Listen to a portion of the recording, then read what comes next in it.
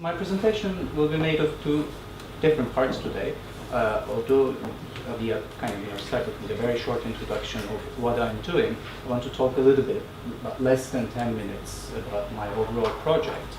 Then, and this might sound a bit theoretical, some might even call it a bit abstract.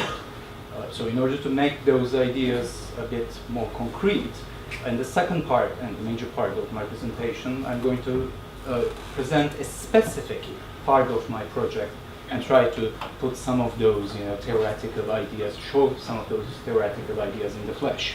Just to stop you for 1 minute, I forgot to say that Kutl's sponsor is a professor Yavetz-Ooniversiteit, and she's sitting right here. All right, so I start with the overall project. The soul, that is psyche, anima, or ruh, is an elusive word with a peculiar genealogy. Defined as the very essence of life by the ancient Greek and Roman traditions and the breath of life later by the Islamic tradition, the concept was reformulated and conceptualized anew over the last 2 centuries by the modern disciplines of psychiatry and psychology. Both disciplines invested their utmost energy to reify the soul and to physiologically configure its constitution. Despite the long and arduous efforts, nonetheless, the connection between the psyche and brain could never emerge as an unshakable truth. The futile attempts and processes of empirically proving or scientifically articulating what the soul is, however, seem to have opened the door to further contestations, clash of competing disciplines and discourses, leaving us with intricate configurations as well as fluctuating sets of truth about the soul, its connection to the brain, selfhood, sexuality, and health in general. My project, or rather my book project, which I am kind of planning to work here as a postdoctoral fellow, focuses on the ways in which this set of transformations and contestations over the issue of the soul came about within the culturally Islamic, yet radically secular context of the early Republic of Turkey. Concurrently, the project examines the epistemological and conceptual formation of issues related to soul, such as madness, sexuality, and selfhood, as they came to unfold within the context of imagined Turkish nation between the period from the establishment of the Republic, that is 1924, to the coup d'etat of 1960. As you can imagine, the project is predicated on an interdisciplinary approach that utilizes different bodies of knowledge, including but not limited to the intellectual history of Turkey, history and philosophy of science, and historical anthropology. Borrowing from analytical philosophers such as Ian Hacking, Arne Davidson, and others, the project engages with the present debates in these fields via a critical evaluation of the human sciences, particularly psychiatry and psychology, their efficacy as a tool of governance, and their effect in creating a new nation and new subjectivities. The study specifically traces the works of a number of Psy-scientists who systematically produced knowledge on issues such as the soul, mental illness, and healthy subjectivity in the early and post-war Turkey. The first and foremost among them is the psychiatrist Masur Osman, who is widely acknowledged as the father of Turkish psychiatry. As a major state expert and a leading public intellectual, Osman produced and promulgated knowledge that complemented the Kemalist project of modern state building in Turkey. In addition to Osman, my project examines the works and careers of a number of his disciples. Special attention is also given to figures who produced alternative approaches to Osman's official, that is, biological psychiatry, and among them is the psychoanalyst İzzettin Şadan, terrible photo, I'm blocking it, on whom I'm going to talk today, and the neo-spiritualist Bedri Ruselman. An analysis of these experts and their different views on what it means to be mentally healthy, productive subject, I contend sheds ample light on the convoluted relations between the Psy-sciences and the formation of the early republic in Turkey. It also discloses the particular characteristics of an overly zealous secular state, which, while consciously severed all ties with its Islamic past, had unconsciously continued an almost imperceptible conversation with structures and categories inherited from this past. Put differently, I argue that the overtly secular nation state of Turkey has been continuously haunted by its past, or rather by shadows from the past that were not necessarily discernible even to its controlling and regulatory gaze. My project emphasizes the importance of recognizing and evaluating these experts and their often clashing approaches to madness and Turkish psychiatry as products of their own times, as well as the ambiguities and contradictions of their eras. One cannot ignore, for example, the ways in which the modernizing project of the Kemalist era opened new opportunities and spaces for the production of a new officially endorsed scientific language and discourse. It engendered, at the same time, myriad forms of knowledge of the soul and psyche that partially challenged or else resisted the early Republican vision of an ultra-secular, ultra-nationalist project of Europeanization. As I argue in my project, these experts have contributed differently to the translation of the project of modernity in Turkey, with a particular emphasis on the engineering of mentally healthy and normative Turkish subjects. Following, the future carriers and knowledge production of their disciples furthermore displays the epistemological contingencies rather than the linearity expected of authorized psychoscientific discourses. Furthermore, by questioning the binarism of the secular and religious, my study focuses on the processes of the secularization of subjectivities, as well as the replacement of Islamic discourses in defining the normative in society. This intervention involved as well the redefinition of Islamic beliefs and practices on madness and sexuality as non-rational and non-modern, and therefore harmful to modern subjects. And this is a process, I argue, that involved the scientific discourses redefining themselves through their opposites, that is, religion. Put differently, my project does not take for granted psychiatry or any other sciences and their practices as given or progressive, but rather as a part of a historical process that bound those discourses to enter into multi-layered relations and conversations with all the forms and practices, including religion and religious traditions.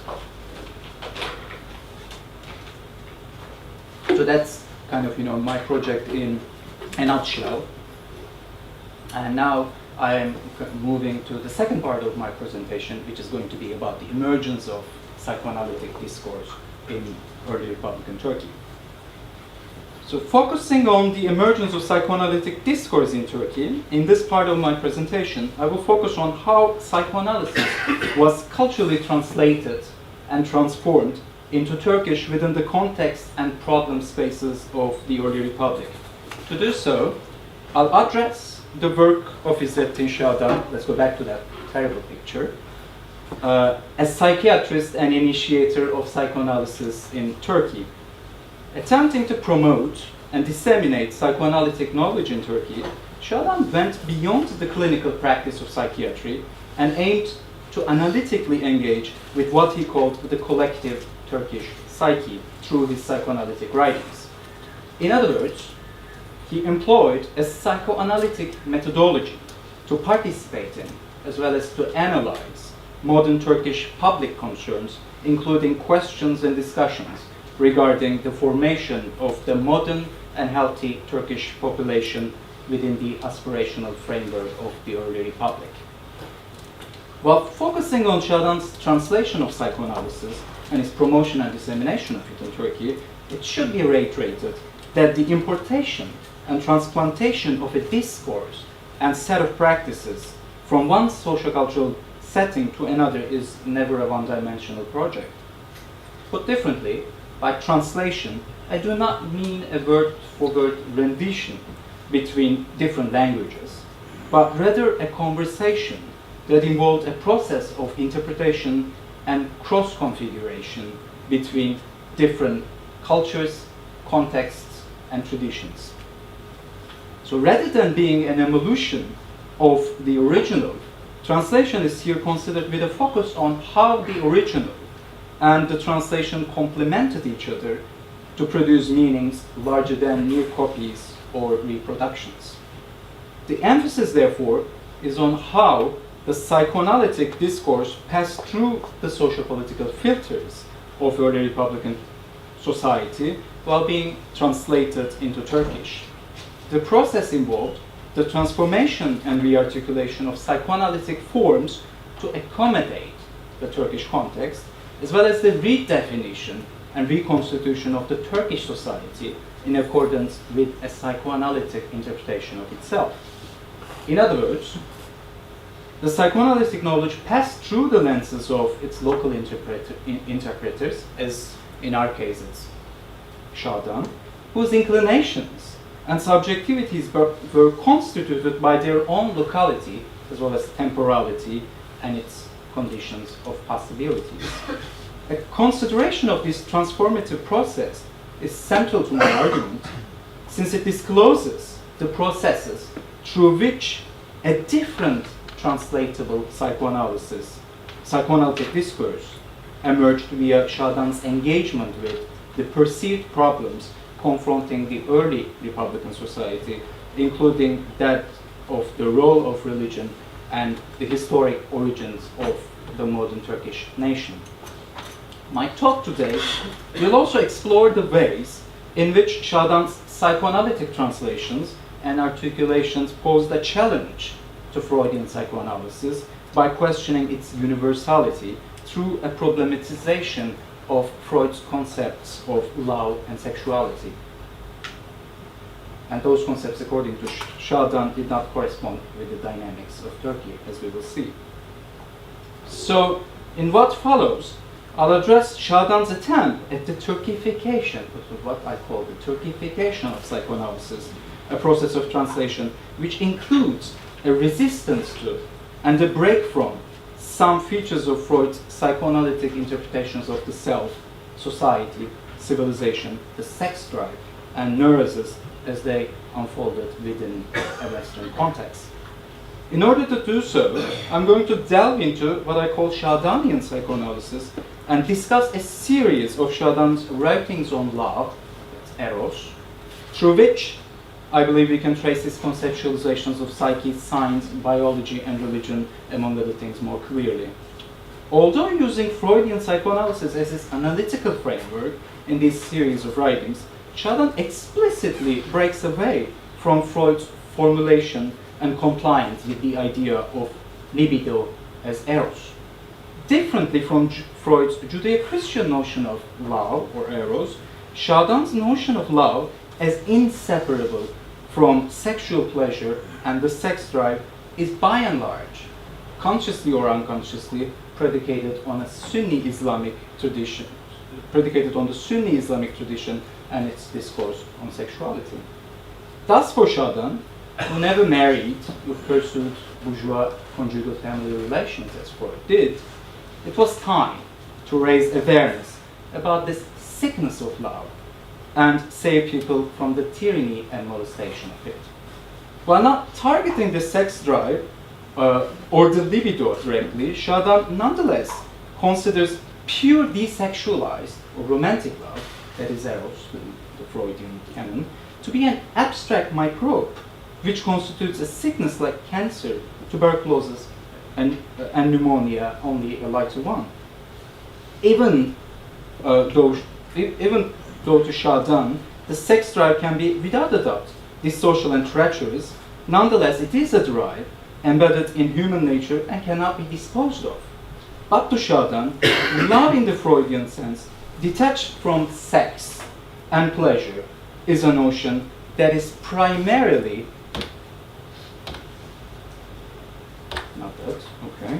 that is primarily the outcome of Catholicism, which itself is an overgrown child of Judaism. It is a product of the beardless, skirted, and impotent priests of Jesus, whose own sex life could not go beyond crying on the lap of Mary Magdalena, unquote.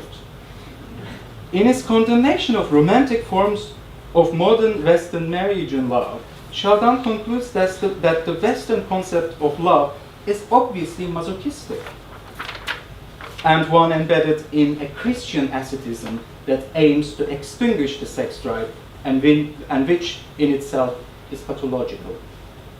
In another article, Chardin revisits the idea that Christianity trivialized women's sexual drive and consigned men to impotency. In the article, he focuses his criticism on the modern bourgeois idea of conjugal love in marriage, which he characterizes as a form of latent homosexuality.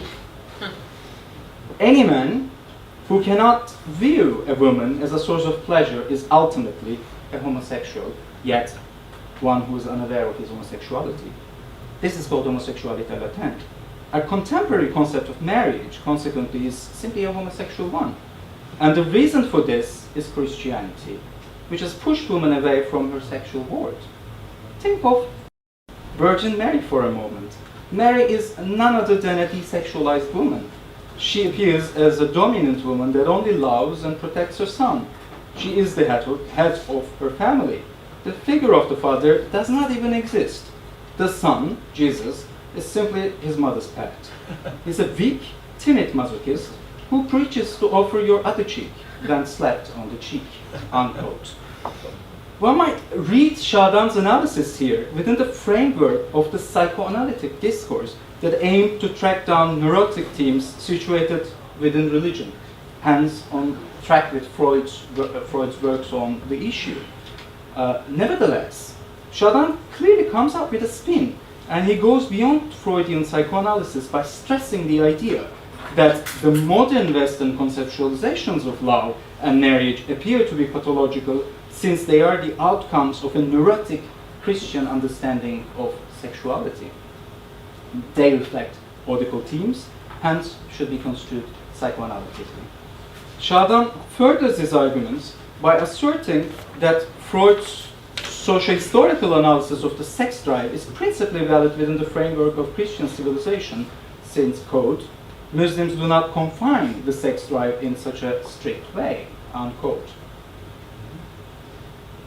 One can see here that Chardin is questioning the universality and scienticity of some notions of Freudian psychoanalysis, with his reading of the Freudian discourse as a set of knowledge and practice based on and emerging from a Judeo-Christian culture that is not universally applicable. This is clearly the point where he's challenging Freud and suggesting the notion that psychoanalysis is bound to be determined by its particular culture and is embedded in its own historical memory rather than being a universal and transhistorical knowledge and practice. Chardin exemplifies this point by pointing to the fact that certain aspects of Freudian psychoanalysis, in particular its definition of eros, is not applicable to Turkey and Turkish society. Freudian understanding of eros simply has its roots in a Judeo-Christian culture and cannot go beyond being a foreign importation for a Turkish society rooted in an Islamic culture. Yet one should still pay attention to the strictly secular language Chardin employs here, which assigns authority to Islamic civilization and culture, but not Islam, the teaching of God, for the definition and formation of sexuality within Islam. When Islam obtains features resembling the masochistic proclivities of Christianity, it becomes masochistic and pathological. Sufism, tasawwuf, constitutes the most significant example most significant example of that, since it displays a strict monasticism and procreates mystical and introverted reactions such as self-torture and asceticism. Consequently, the sex drive loses its direction and moves from women, its real target, to male lover, to man lover, mahbub, and the drama starts there, unquote. This reference to Sufism needs some deliberation. Apart from the explicit secularized language Şadan uses here, his interpretation of love implicitly predicated on the Sunni Islamic cultural view of sexuality. As it has been convincingly argued, the idea of sexual morality in Islam differs from that of Judaism and Christianity. Islam clearly considers sexual fulfillment of both men and women a major principle, and unlike the Christian perception of legitimate sex, sexual activity is not bound by the procreative purpose in it. Islamic marriage is polygamous and subject to easy termination. Moreover, Islam does not confine sex to marriage. That's only for men, of course, not women.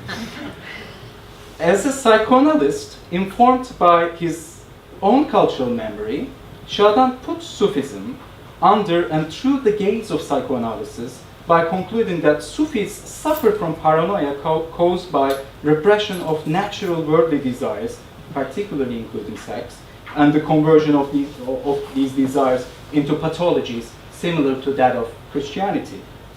It's clear from his analysis that Sufism is an alien, a foreign importation, bidah, and a deviation from mainstream Islam. It is for this reason Şadan maintains, quote, the Sufi is trapped in the mistake of defining the universe through love, or more correctly, through a male lover, unquote. It is within such a framework that Şadan's psychoanalytic evaluation of and resistance to Freudian conceptualizations of eros transforms into a Sunni critique of Sufism formalized within a psychoanalytic language.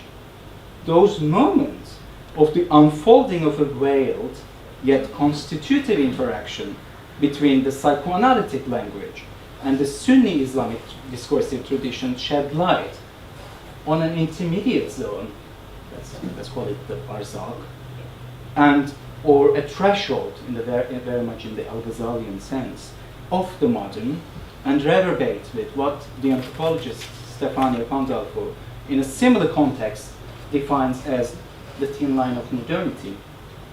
It is on this thin line of modernity, as can be traced through the psychoanalytic perception of Şadan, the cultural bearings of Sunni Islamic civilization haunts, and thus constitutes what's considered to be the modern and secular Turkish understanding of the psyche.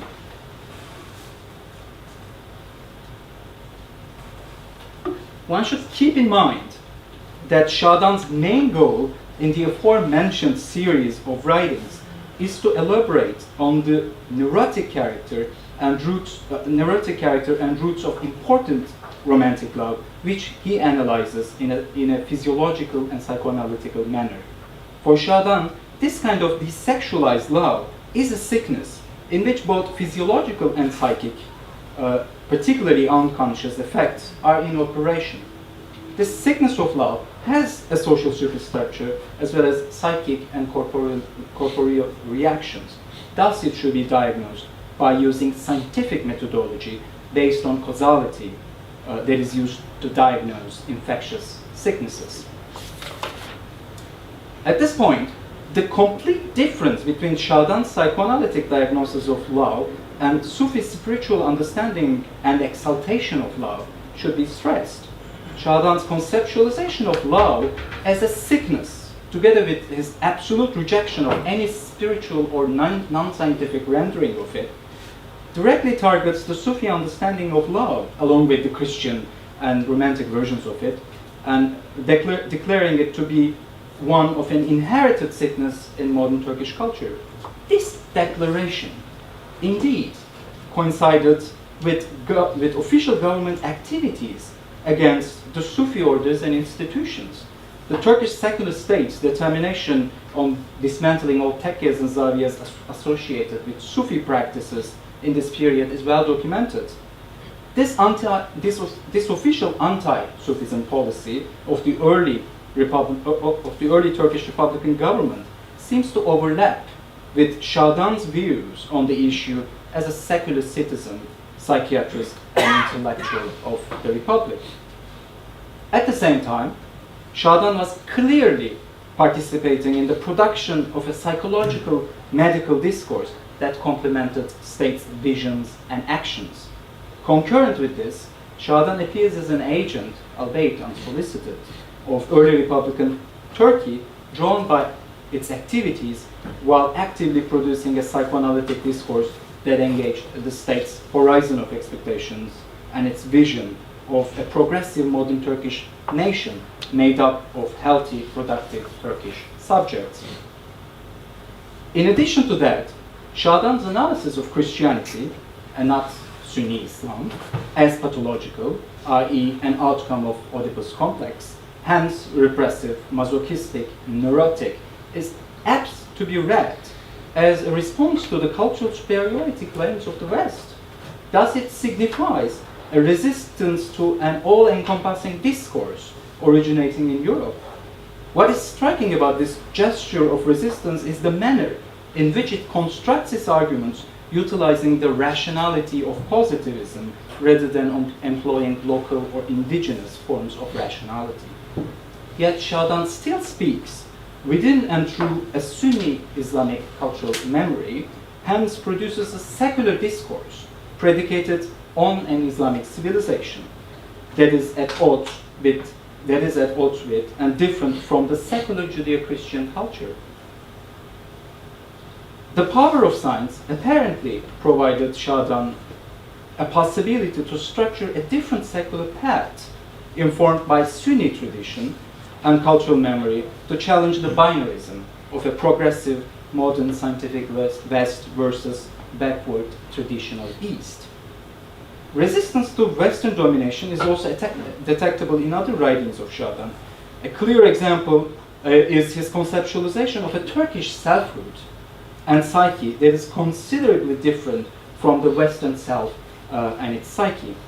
This, however, did not mean a rejection of the idea of the individual subject. On the contrary, Şadan voiced criticisms of what he called the Turks' hostility towards individualism, especially since he considered individualism to be an essential tenet for the production of a healthy society. Again, all those layers with each other.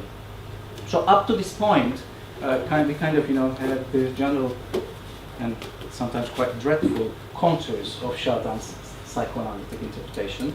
Now it's time to kind of hear his diagnosis and prescription for the Turkish society. For Şadan, who was conscripted by the nationalist fervor of the period, the major neurosis that the Turkish individual subject was suffering from is none other than a crisis of confused identity. This confusion, or neurosis, is attributed to the longue durée millet system, a multi-communal system practiced by the Ottoman Empire that endured over many centuries and has been inherited by countless generations. What made things even worse, according to Şadan, was the futile and ineffective policies of Ottomanism. As the title of his one and only book, Lisan-ı Saadet, and you can translate it as Hallucinations of Happiness, boldly illustrates, according to Şadan, the Turkish society was suffering from hallucinations of happiness, an outcome of historically embedded neurosis within Turkish society. Şadan consequently delves into Ottoman history to trace the pathological effects of the multi-communal Ottoman system and its attempted modernization under Ottomanism on the formation of an Ottoman and later on a Turkish subjecthood. The concept of Ottomanism, emerging in the late Tanzimat period, started with the Imperial Edict of Kutlughan in 1839 and culminating with another edict in 1856, introduced or instated modern citizenship and common law to multi-communal Ottoman Empire composed of different millets. and that is communities based on religious denominations, not necessarily ethnicity. To put it simply, it was an ideology emerging at a time when another new modern ideology called nationalism was shaking the very foundations of multi-communal and multi-ethnic empires. Thus it aimed to unite different communities living within the boundaries of the Ottoman Empire under the Ottoman banner. So following this trajectory, Şadan locates the origin of what he considers to be a characteristically Turkish neurosis back to Ottomanist modernization policies, which, by undermining the notion of Turkishness, generated confusion over who is and what it means to be a Turk. Haunted by a multi-communal Ottoman past legacy and by a more recent Ottomanism that aimed to create modern Ottoman selves and citizens molded out of multi-ethnic and multicultural communities, it is only natural, according to Şadan, that Turkishness and the idea of a Turkish selfhood could only emerge as a blurred category. Moreover, Şadan traced back the neurosis of modern Turkish society and the Turkish self to what he calls the disturbed Tanzimat era that, quote, exalted the Christian elements that never played a significant role within Turkish society under the auspices of its concept of Ottomanism, unquote. This ambiguity of what constitutes a Turk and Turkish nation formed the basis of a major yet hidden neurosis within modern Turkey. This ambiguity and the neurosis it casts, Şadan thus continues, can only be overcome through an empirically well-defined Turkish nationalism. Consequently, determined to rely utterly on the scientific discourse of his own discipline to support his arguments, Şadan turns to Freud, whom he defines as a deep nationalist. Moreover, relying on, among other things, his claim of deep nationalism of Freud, relying, among other things, his claim of the deep nationalism of Freud, he comes up with a prescription for the Turkish society that constitutes the last chapter of his book, Bir Sami Saadet, and the chapter is entitled The Soul Cure, the Feeling of Nationalism. Pointing to how the concept of nation, milliyet, that is, has been unfortunately arrested previously among the Turks, Şadan once again turns to Freud, claiming that, as we have learned from Freud, the feeling of belonging to a nation does not concern solely the individual, but because of its integrative impact among the society, it works as a mechanism to cure individual neurosis. Thus, the feeling of nationality is, quote, natural for human beings and is an outcome of their narcissistic desires. Every acquisition on behalf of the individual satisfies the narcissistic nature of the individual and leads him, her, or her to happiness, unquote. According to Şadan, the anti-nationalist communities appear to be communities of suicide. In addition to that, nationalism works for the treatment of inferiority complexes. Şadan furthers his arguments by directly referring to Freud, whom he claims to underscore the necessity of indoctrinating nationalism to Jews. He nonetheless fails to offer any substantial reference to Freud's works on the subject matter. Şadan's claims on Freud's arguments for the positive impact of nationalism on individual neurosis must be mainly derived from a highly selective reading of Freud's study, Group Psychology and the Analysis of Ego, in which Freud postulates that the individual gains power and safety by association with a group, including a nation or ethnicity, at the expense of losing his or her own individual consciousness. Yet one wonders, to no avail, what could be the source for Şadan's claims on Freud's proposition of indoctrinating nationalism to Jews.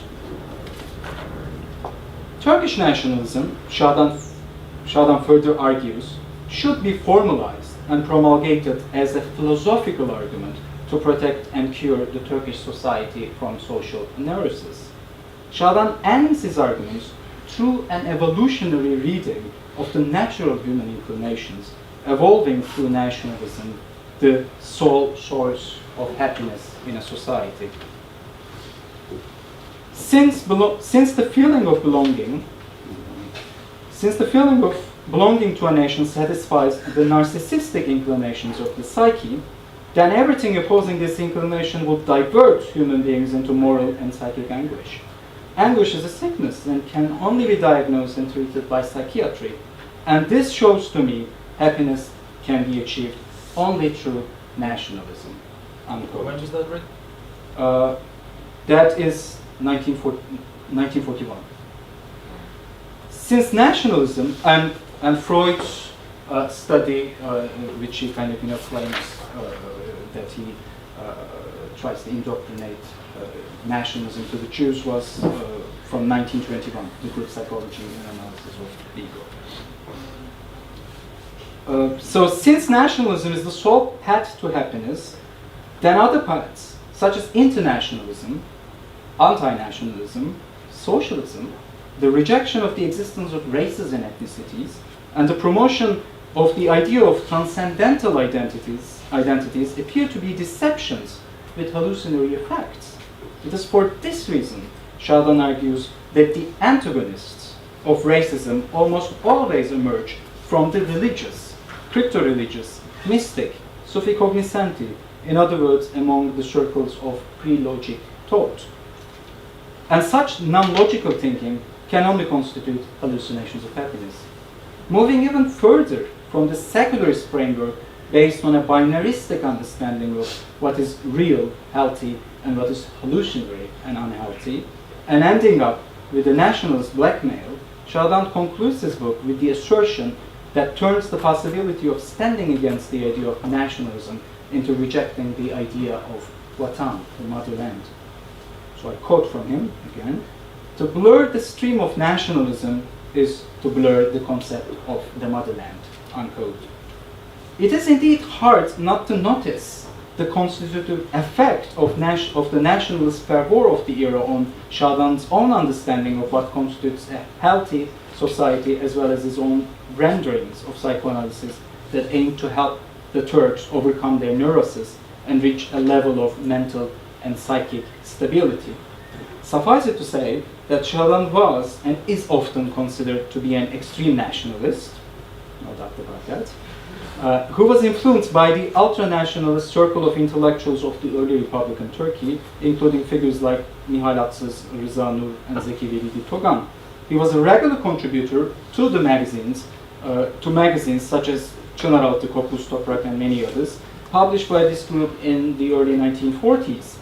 Clearly, his nationalism, wrapped up with a psychoanalytic jargon, fed into and were fed up by this ultra-nationalist movement in Turkey.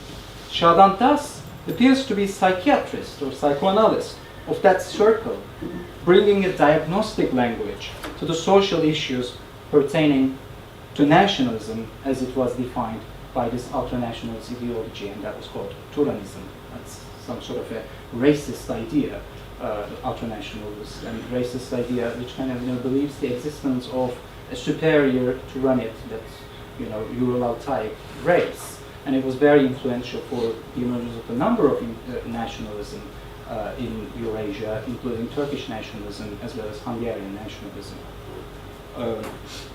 And this group was so drastic with their claims of nationalism, and which kind of goes in between, in many times past the line of racism. They were even targeted by the nationalist government of the Inani period in Turkey, and many members were imprisoned in 1944 with the charges of racism and treason. Treason, that work was very much involved because they were also in contact with the Nazis, and that was quite the reason for their persecution. So, in order to conclude, it's over, almost over. I should reiterate that Chardin's case displays the complex and convoluted layers of meanings and configurations of science, health, pathology, history, and society in Turkey through a historical account of the sort of psychoanalysis emerging in the early Republican Turkish context. At the same time, it discloses the kind of psychiatrist and intellectual Şadan became in Turkey by and through his engagement with Western psychoanalytic discourse and its formative disciplinary mechanisms. Focusing on Şadanian psychoanalysis, therefore, is illustrative because it sheds ample light on the interactions, correlations, and mutual constitutive effects between various different structures and discourses in early Republican Turkey, such as positivism, psychoanalysis, nationalism, secularism, and the Sunni Islamic tradition, many of which are believed to be contradictory, incompatible, and incommensurable. At the same time, this novel Turkish interpretation of psychoanalysis, as we have seen in Şadan's analytic claims on the neurosis of Christianity and the Western world, challenges the universality of Freudian psychoanalysis, as well as cultural superiority claims of the West, even though it constructs its arguments utilizing Western forms of rationality and is constituted by a secular scientific approach par excellence.